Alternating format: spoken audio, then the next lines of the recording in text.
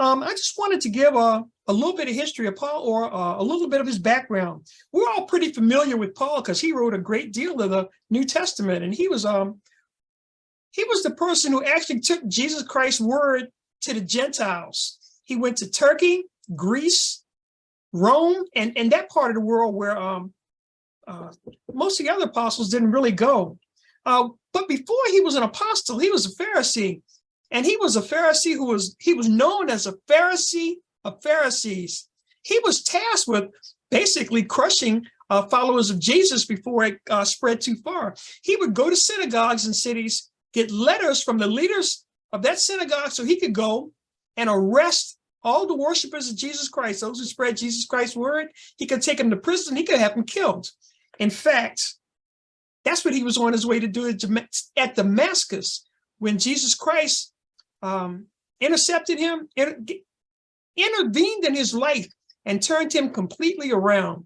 So he became an apostle, or almost a tool for Christ, because he was a zealot. Whatever he did as hard as he could do. And once he turned to follow Jesus Christ, that's exactly what he did. He preached Jesus Christ's word. He planted churches all over the world in that place.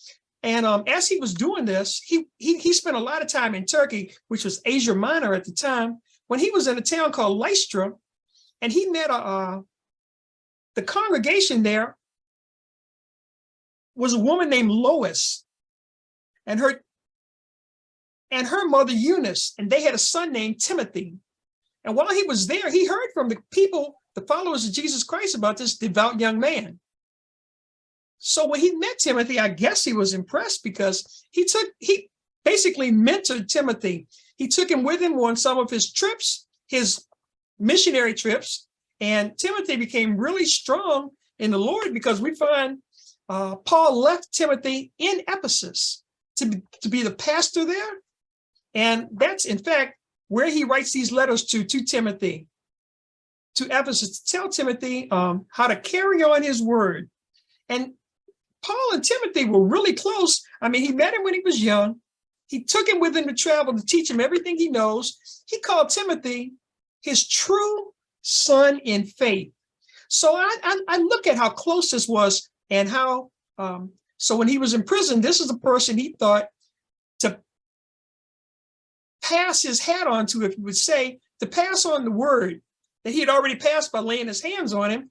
But he wanted to make sure that Timothy was the person who could carry on, and which he did. So I thought that was pretty important that I pointed out that part.